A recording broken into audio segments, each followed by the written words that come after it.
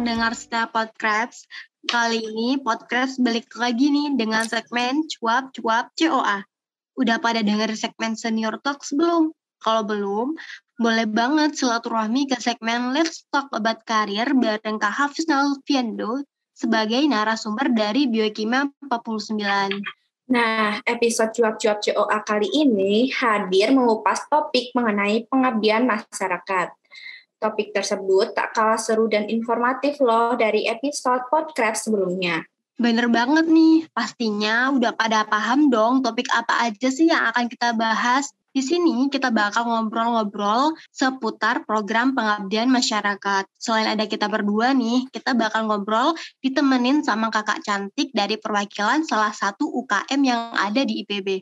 Tapi sebelum kita mengulik lebih dalam nih, yuk kenalan dulu sama kita berdua. Halo semuanya, kembali lagi dengan aku, Melania dari Biokimia Angkatan 55. Dan juga halo semuanya, perkenalkan nama aku Silmi, aku dari Biokimia Angkatan 56. Seperti yang udah di-mention oleh Silmi tadi, kita kedatangan tamu spesial nih dari Action Plan IGAF LC IPB, yang pastinya berkecimpung dalam pengabdian masyarakat. Tamu spesial tersebut yaitu Salma. Salma ini dari Angkatan 57 loh. Karena nggak bisa langsung bertemu dan langsung menyapa, boleh nih langsung aja dipersilakan untuk Salma memperkenalkan diri. Oke, halo semuanya. Perkenalkan, nama aku Salma Husnufahirah. Biasa dipanggil Salma. Aku ini dari jurusan Ekonomi Syariah Angkatan 57. Nah, di sini aku sebagai salah satu anggota dari IGAF IPB nih.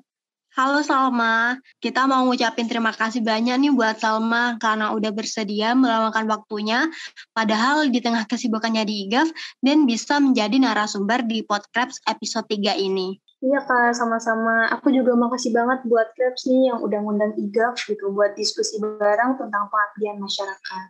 Gimana nih kabarnya Salma? Alhamdulillah kabar aku sehat nih Kak. Kalau Kak Silmi sama Kamela gimana? Kabar aku alhamdulillah selama di rumah aja alhamdulillah aku sehat.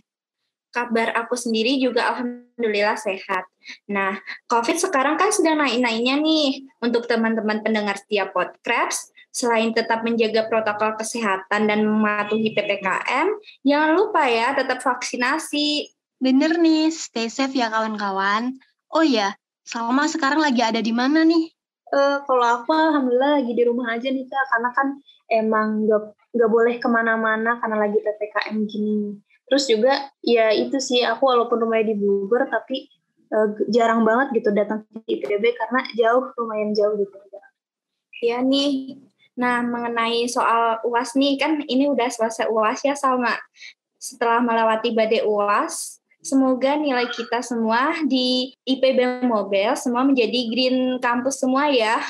Dan gimana nih nilai dari Salma, UASnya Salma? Nilai IPBM ya. Pokoknya alhamdulillah aja kali ya Kak. Sama hasil UASnya, amin deh semoga go green semua gitu isinya. Amin ya Allah, amin. Ngomongin yang green-green sembari ditemenin Salma dari IGAF nih, aku mau tanya nih ke Kak Mela. Kak Mela tahu nggak sih IGAF itu apa?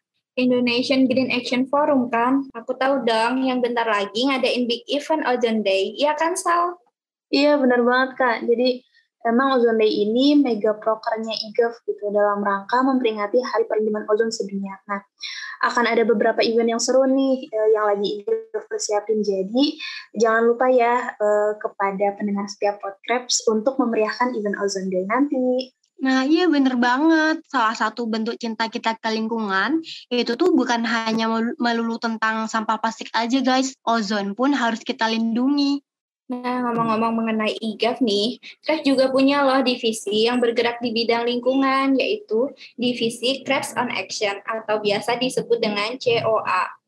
Dengan memiliki tujuan yang sama ini, kita dapat berkolaborasi dengan IGAF dalam podcast episode 3 kali ini. Iya bener banget, aku tuh juga gak sabar banget dapat ilmu baru dari podcast episode 3 ini.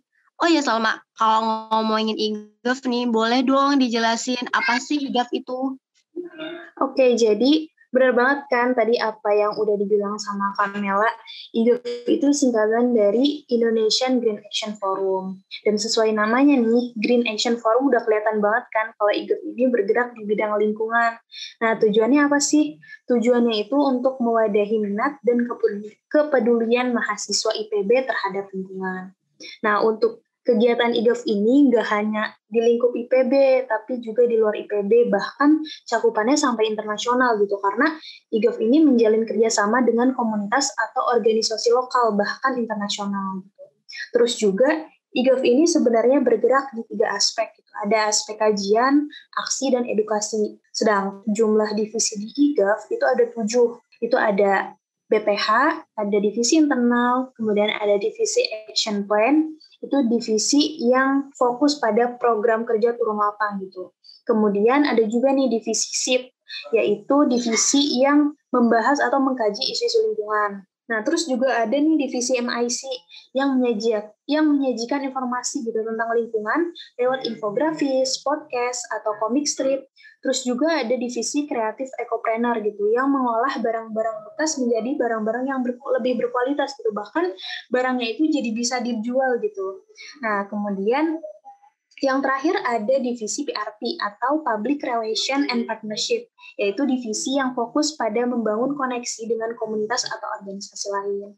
Nah, kemudian untuk program pengabdian masyarakat di IGAF itu merupakan salah satu program kerja dari divisi Action Plan, gitu Kak.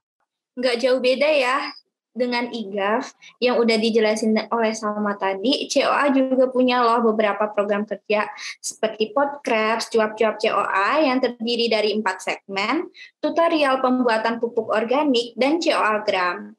Nah, untuk podcast kali ini akan tersedia di Spotify, YouTube, dan Instagram. Sedangkan untuk COA-gram merupakan salah satu platform media sosial COA untuk memberikan informasi seputar biokimia. Nah, jangan lupa ya teman-teman pendengar setiap podcast untuk memfollow semua akun sosial media kita. Wah, ternyata benar banget ya, kayak gak jauh beda gitu ternyata sama IGAF, dan menarik banget gitu program kerjanya. Iya, bener banget, Sal. Kalau boleh tahu nih ya, apa sih yang menjadi daya tarik IGAF sampai bikin seorang Salman ya yakin dan milih IGAF di antara UKM yang lain? Oke, daya tarik IGAF. Jadi sebenarnya sebelum aku masuk IGAF ini, aku nggak begitu tahu banyak gitu tentang IGAF secara mendetail. Justru kayak dari daya tarik aku terhadap IGAF tuh muncul setelah aku masuk IGAF gitu. Ini terdengar aneh, tapi ini gitu yang aku alami. Dan jujur sebelumnya, sebelum aku masuk IGAF itu, aku termasuk orang yang kurang peduli terhadap lingkungan. Kenapa aku kurang peduli? Karena aku nggak tahu banyak gitu tentang isu-isu lingkungan. Dan semenjak aku masuk IGAF, itu aku jadi banyak tahu tentang isu-isu lingkungan, karena di IGAF ini emang program kerjanya itu membahas isu-isu lingkungan gitu. Entah itu disajikan dalam bentuk comic strip, podcast, atau infografis. Nah, dari situ akhirnya banyak banget hal-hal baru tentang lingkungan yang aku tahu. Nah, itu sih Kak yang bikin aku semakin tertarik gitu sama IGAF. Terus juga di IGAF ini aku kan masuk ke divisi action plan ya Kak. Aku ini milih divisi action plan karena aku sangat tertarik gitu dengan hal-hal yang berbau turun lapang. Nah, salah satunya itu dengan program kerja action plan ini, namanya program kerja EGV atau Edu Green Village. Ini tuh program kerja yang diadakan oleh divisi action plan sebagai program pengabdian masyarakat gitu. Nah, kebetulan Edu Green Village tahun ini aku ditunjuk sebagai penanggung jawabnya gitu Kak. Keren banget ya, alhamdulillahnya tuh nggak salah pilih gitu. Aku juga benar-benar dapat insight, ternyata peran mahasiswa ke masyarakat tuh emang penting banget setelah aku join COA. Jadi benar-benar kayak tersadarkan gitu. Sama banget. Aku juga loh dapat banyak banget pembelajaran tentang masyarakat setelah ikut pengabdian masyarakat ini. Nah, lanjut aja nih ya. Kan sama sebagai PJIGV nih. Nah, keren banget nih Salma, angkatan 57 udah jadi PJ aja. Nah, aku mau tanya nih, apa aja sih program kerja yang dilakukan oleh Salma dan timnya? Oke, untuk program kerja yang dilakukan sebenarnya cuma satu, yaitu Edu Green Village tadi yang udah aku singgung sedikit. Jadi apa sih Edu Green Village itu? Edu Green Village itu kan salah satu-satunya program pengabdian masyarakat IGAF yang isinya itu mengedukasi anak-anak di desa binaan IGAF. Nah, tujuannya untuk memberikan wawasan lingkungan dan melatih anak-anak di sana agar peka terhadap lingkungan. Pasti seru nggak sih kalau target pesertanya anak-anak, antusiasmenya itu loh yang bikin pasti kita tuh jadi ikut semangat juga. Iya, benar banget, Kak. Malah menurut aku nih, EGV ini berkesan banget gitu buat aku, karena anak-anak di sana tuh ternyata sangat welcome gitu dengan kedatangan IGAF gitu. Mereka juga sebegitu antusiasnya mengikuti Edu Green Village ini. Dan bahkan jumlah anak yang datang ke EGV ini, itu sekitar kayak 20-40 anak. Tapi emang sih antusiasnya itu berkurang gitu daripada sebelum pandemi. Wah, jadi pengen ikut nih kegiatannya. Di mana tuh Sal desanya? Dan udah berapa lama sih IGAF mengabdi di desa itu? Oh ya, oke, sebelumnya, jadi nama desa binaan IGAF itu namanya Desa Kebon Kopi. Lokasinya itu ada di Cibanteng, deket banget sama IPB.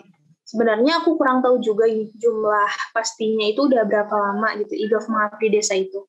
Tapi sekitar sejak dari angkatan 50-an awal. Ternyata udah lama banget nggak sih kalau dihitung dari angkatan 50, berarti kalau sampai sekarang sekitar 8 tahunan ya.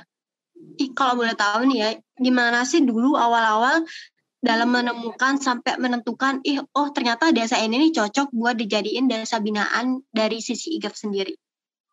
Oke.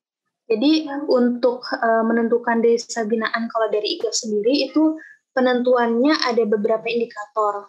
Kayak kita tuh harus udah tahu dan udah pasti dari segi mobilitasnya, kemudian kita juga harus udah tahu dari apakah masyarakat itu bisa membantu dan menerima kita gitu, terus juga dari segi kondisi lingkungannya. Nah, di desa ini juga kami ngelihat kayak warga desa di sana ramah-ramah dan kepedulian mereka terhadap lingkungan tuh tinggi gitu. Itu sih yang membuat kayak kami nyaman gitu dengan desa tersebut. Nah, selain itu kami juga kayak udah mengenal perangkat desa di sana, jadi kayak memudahkan kami dalam melakukan silaturahmi gitu. Dan di kondisi pandemi kayak gini kan nggak memungkinkan gitu buat kami buat ngeganti desa binaan gitu. Karena emang perlu untuk melakukan survei gitu sebelum menentukan sebuah desa. Makanya sampai saat ini Desa Kebon Kopi itu masih sebagai desa binaan kami sampai saat ini. Nah, gitu teman-teman, cara nentuin desa binaannya. Pasti sering bingung kan ya ketika memilih desa binaan, karena ada banyak hal nih yang perlu dipertimbangkan. Salah satu caranya boleh tuh yang dikatain Salma tadi, boleh dilakukan. Bener banget nih kata Kak Mela. Jawa juga pastinya mempertimbangkan banyak hal dalam menentukan desa binaannya. Dengan target masyarakat desa di Cibitung Tengah, concern kita menangani masalah yang ada di desa tersebut. Kita punya salah satu program yaitu menukarkan botol plastik, di mana masyarakat di sana dapat mendapatkan tes kesehatan seperti tes urin, tes tekanan darah, golongan darah, kolesterol, gula darah, dan asam urat secara gratis, benar gratis gitu. Sehingga selain sesuai dengan bidang keprofesian biokimia, kita juga dapat memberikan manfaat ke masyarakat sekitar. Oh iya. Wah, seru banget ya Kak ternyata kegiatan di Cewa ini. Dan jadinya kita juga sebenarnya jadi bisa berdampak positif gitu di lingkungan masyarakat sekitar. Bahkan dari kegiatan-kegiatan yang berhubungan sama masyarakat juga sebenarnya kita jadi bisa lebih banyak belajar bersosialisasi ya Kak. Bener banget, seru banget sebenarnya di sana. Masyarakatnya juga sangat berantusias loh ngikutin semua kegiatan dari COA itu. Jadi enjoy banget saat bersosialisasi dengan masyarakatnya. Begitu juga sama dengan IGAF ya, banyak antusiasme dari masyarakatnya. Oke, lanjut aja ya. Setelah dijelasin tentang cara memilih desa binaan tadi nih, menurut Salma, hal penting apa sih yang harus diperhatikan dalam perencanaan dan pelaksanaan program pengabdian masyarakat? Oke, menurut aku hal yang harus diperhatikan pastinya bagaimana sih kita bisa membangun komunikasi di masyarakat yang emang menjadi target kita gitu agar kita bisa diterima oleh masyarakat di sana dan materinya juga bisa tersampaikan dengan sangat baik sehingga kan jadinya bisa memberikan manfaat bagi masyarakat itu sendiri. Bener banget tuh apa yang dikatain sama Salma. Hal tersebut sangat penting untuk kita perhatikan entah dalam pelaksanaan program maupun persiapannya agar program yang kita berikan itu tuh bisa menarik perhatian masyarakat dan masyarakat jadinya banyak yang antusias untuk mengikuti program kita.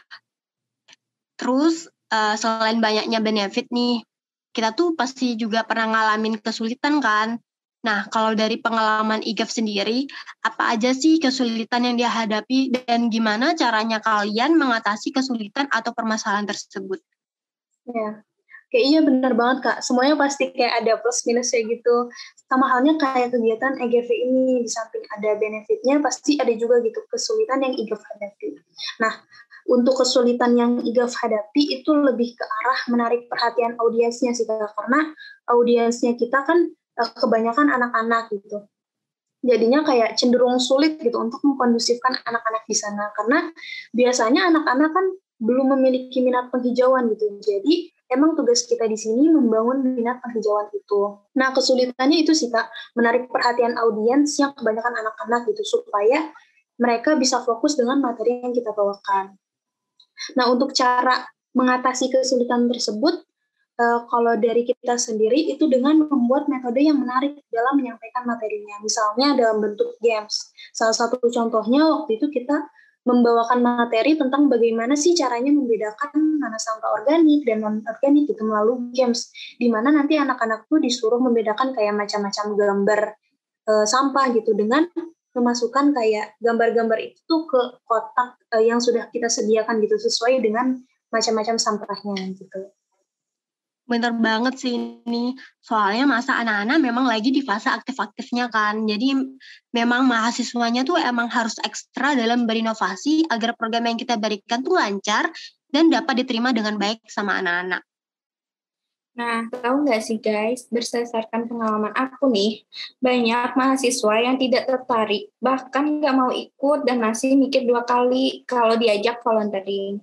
Dengan alasan malas bersosialisasi, ribet dengan masyarakatnya, bahkan banyak mahasiswa yang ansos. Menurut pendapat Salma nih, gimana tuh dengan beberapa orang yang memiliki alasan tersebut? Oke, kalau menurut aku sebenarnya kembali ke diri masing-masing sih, karena kalau dari aku pribadi, prinsip aku kayak sebanyak apapun ilmu yang aku punya, itu nggak akan ada gunanya kalau ilmu itu nggak disebarkan gitu, apalagi nggak bermanfaat buat banyak orang. Karena banyak gitu orang-orang yang seharusnya punya hak yang mereka dapetin, tapi ternyata mereka nggak bisa dapetin itu. Dan disinilah kita sebagai orang yang berilmu itu untuk mereka agar hak-hak mereka bisa terpenuhi. Ya, aku setuju banget. Emang sih dari pengabdian masyarakat padahal itu sangat berguna banget loh bagi kita sebagai mahasiswa. Kita bisa belajar bersosialisasi, terus kita ketemu banyak orang dengan berbagai karakter, kita juga bisa saling belajar satu sama lain kan. Dan menanggapi hal itu dari Salma sendiri, gimana sih tips and trick dalam mengabdikan diri kita sendiri ke masyarakat? Oke, kalau tips dan triknya itu sebelum melakukan pengembangan ke pengabdian masyarakat, kita harus lebih kenal dulu nih sama masyarakatnya, dan kita juga kayak harus terbuka untuk mendengarkan permasalahan-permasalahan di masyarakat itu. Karena kita juga harus menentukan target pengembangannya itu untuk siapa, apakah untuk anak-anak di desa itu atau untuk orang dewasanya. Kan kalau IGAF sendiri kan fokusnya ke edukasi untuk anak-anak. Kita juga kayak harus friendly sama masyarakatnya dan perangkat desa di sana gitu, agar bisa selalu berhubungan dengan baik. Selain itu, sebelum melakukan pengabdian atau pengembangan, kita juga harus mematangkan dulu nih materi yang akan disampaikan nanti agar lebih maksimal gitu. Nah, boleh tuh yang ingin terjun langsung ke pengabdian masyarakat. Seperti saat ini kan sedang ada KKN tematik IPB, sehingga bisa langsung diterapkan tips dan triknya ke masyarakat. Nah, ngomong-ngomong, pada masa pandemi seperti ini, pasti banyak kan kegiatan yang dilakukan secara online. Apakah program pengabdian IGAF yang dilaksanakan selama pandemi berbeda dengan program saat normal? Dan bagaimana sih cara ngatur job desk antara yang terjun langsung ke lapangnya dengan yang melakukan secara WFH? Iya betul banget Kak, pastinya berbeda ya selama pandemi dan sebelum pandemi. Dimana kalau dulu nih EGV ini dilakukan secara offline, dan sekarang itu harus diubah gitu jadi full online. Bahkan untuk jumlah yang turun lapangnya pun dibatasi selama pandemi ini, yaitu cuma boleh 4 orang yang turun lapang. Dan 4 orang itu hanya boleh sebagai fasilitator gitu. Jadi 4 orang itu yang turun lapang gak boleh sebagai pengisi acara langsung, melainkan hanya memantau dan memfasilitasi anak-anak di sana gitu. Contohnya dengan membawa laptop, proyektor, dan lain-lain. Karena kita ngerasa kalau dari pihak desanya yang menyiapkan segala fasilitasnya kan akan sangat merepotkan gitu. Dan untuk pengisi acaranya pun full online gitu melalui Zoom. Kalau sebelum pandemi kan acaranya dilaksanain full offline, sehingga kita itu bisa berinteraksi langsung secara interaktif dengan anak-anaknya. Bahkan jumlah orang yang turun lapangnya pun gak dibatasi gitu. Dan waktu kegiatannya juga lebih lama, yaitu sekitar 4 jam. Sedangkan kalau sekarang, EGV ini hanya dilaksanakan selama sekitar 2 jam. Nah, untuk tahun lalu, metode edukasinya juga dengan kayak mempraktekkan langsung di sana gitu. Sedangkan kalau sekarang kan sangat dibatasi gitu, jadinya sangat gak memungkinkan untuk mempraktekkan langsung di sana. Iya bener banget sih, soalnya kalau ngomongin pandemi kayak gini nih, emang hampir 80% program kerja tuh pasti beda banget kan dari yang dulu. Nah kalau dari IGAF sendiri sih, gimana sih caranya nanggapin perubahan yang terjadi seperti sekarang? Oke. Kalau di masa pandemi gini emang banyak yang berubah, kayak mulai dari pengurangan program, terus juga pengurangan SDM yang turun lapang ke masyarakat, terus juga interaksinya juga terbatas dan jadi lebih nggak intens. Nah, hal ini emang nggak bisa dipaksain di tengah pandemi gini, karena takut malah membahayakan kita dan masyarakatnya juga gitu. Kita emang harus tetap menunggu gitu, dengan tetap menjalin silaturahmi dengan desa binaan kita tersebut. Gitu, Kak. Nah, tidak jauh beda ya IGAF dengan COA, juga sangat antara program saat pandemi dengan kondisi normal seperti dulu. Nah, program dari COA saat ini banyak dialihkan secara online. Salah satunya yaitu podcast ini, karena tidak memungkinkan untuk terjun langsung ke masyarakat di desanya. Nah, di IPB ini kan banyak banget nih organisasi yang terjun langsung dalam pengabdian masyarakat berbasis dengan lingkungan. Pastinya antara organisasi satu dengan yang lainnya memiliki perbedaan nih. Nah, apa aja sih yang membuat IGAF berbeda dari organisasi tersebut? Nah, kalau dari kita sendiri sebenarnya belum bisa ngasih kelebihan yang berbeda dari pengabdian masyarakat di IGAF dengan pengabdian masyarakat di tempat lain, karena pengabdian masyarakat di IGAF ini emang lagi terkendala pandemi gitu, jadi gak bisa berbuat banyak. Tapi mungkin yang membedakan pengabdian masyarakat di IGAF dengan pengabdian masyarakat di tempat lain, itu pengabdian masyarakat di IGAF ini lebih pengabdiannya tuh lebih berkelanjutan. Iya sih, aku setuju juga. Tapi kalau ngomongin program kerja dari IGAF sendiri, misal hal apa sih yang digunakan sebagai parameter dalam menilai apakah program IGV ini nih bisa dikatakan sudah mencapai tujuan atau belum? Oke. Kalau terkait dengan parameter tujuannya udah dicapai dengan baik atau belum, sebenarnya kalau dari IGAF sendiri bisa dilihat dari contoh-contoh kecil yang spesifik gitu. Misalnya kita bisa lihat gitu anak-anaknya ini udah bisa bedain belum mana sampah organik atau non-organik. Terus juga sebenarnya kalau kegiatan EGV yang diadakan sebelum pandemi gini bakalan ada kuis gitu Kak, yang pertanyaannya seputar materi yang udah disampaikan tadi. Nah dari situ kita bisa lihat gitu apakah anak-anak ini bisa menerima materi yang tadi kita sampaikan dengan baik atau enggak. Wah, inovasi banget ya cara-caranya. Nah, Sekarang kan COVID ini sedang naik-naiknya nih, pastinya semua kegiatan juga akan tetap dilaksanain secara online. Nah, gimana nih harapan selanjutnya dari Salma agar program tetap berjalan lancar dan masyarakat menjadi tidak bosan? Untuk harapan setelah pandemi, kalau dari aku pribadi, mungkin semoga hal-hal yang terkendala pandemi bisa dilaksanain lagi, bahkan bisa ditingkatin lagi. Contohnya, kayak kita jadi bisa lebih akrab lagi sama anak-anaknya di sana, karena kan pas pandemi gini, kita jadi nggak intens gitu interaksinya. Terus juga mungkin dari segi metode pembawaan materinya gitu, karena kalau yang EGV selama pandemi itu apa ya istilahnya bisa dibilang kayak sekedar teori doang gitu, nggak bisa dilaksanakan dengan praktek secara langsung gitu sih. Iya benar-benar aku setuju juga sih kalau dari kata Salma. Sebenarnya aku tuh juga ada beberapa pertanyaan lagi, tapi sayangnya waktunya udah habis ternyata. Iya nih, sayang banget. Padahal bahas kita lagi seru-serunya nih. Dan sebenarnya masih banyak loh yang pengen kita tanyain. Tapi waktunya udah mau habis nih. Mungkin dari Salma boleh nih sebagai penutup bisa memberikan closing statement. Kepada Salma dipersilakan.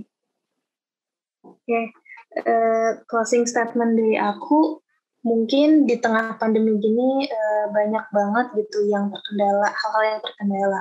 Tapi bukan berarti kita jadi nggak bergerak. Justru kalau menurut aku disinilah kita punya tantangan baru, dan dari pandemi ini banyak banget gitu hikmah yang bisa diambil. Itu aja sih kira-kira closing statement dari aku. Keren banget Salma, jangan sampai lupa ya pendengar setiap podcast closing statement dari Salma. Di saat pandemi seperti ini tidak boleh tuh kita tidak bergerak, tetapi dijadikan sebagai tantangan yang baru, terutama harus tetap melakukan pengabdian kepada masyarakat. Siapa lagi sih yang akan peduli ke masyarakat kalau tidak dari diri kita sendiri, terutama bagi seorang mahasiswa yang memiliki tanggung jawab menyelesaikan permasalahan yang ada di desa. Ya, aku setuju banget. Sebelumnya, terima kasih banyak untuk Salma atas waktunya dan atas ilmunya, serta terima kasih banyak untuk closing statement-nya. Semoga dengan adanya podcast episode kali ini, banyak orang termasuk aku sendiri nih ya, mendapatkan pengetahuan baru khususnya terkait pengabdian masyarakat. Tidak terasa ya, sudah di akhir podcast Cuap-Cuap COA episode kali ini. Berhubung waktunya udah habis nih, mungkin dari kita pamit undur diri ya teman-teman. Sampai ketemu lagi di episode podcast selanjutnya. Dadah. Makasih Salma. Ya, sama-sama Kak. Makasih juga buat Kak Mela, Kak Silmi, dan teman-teman di tim lainnya. Semangat terus.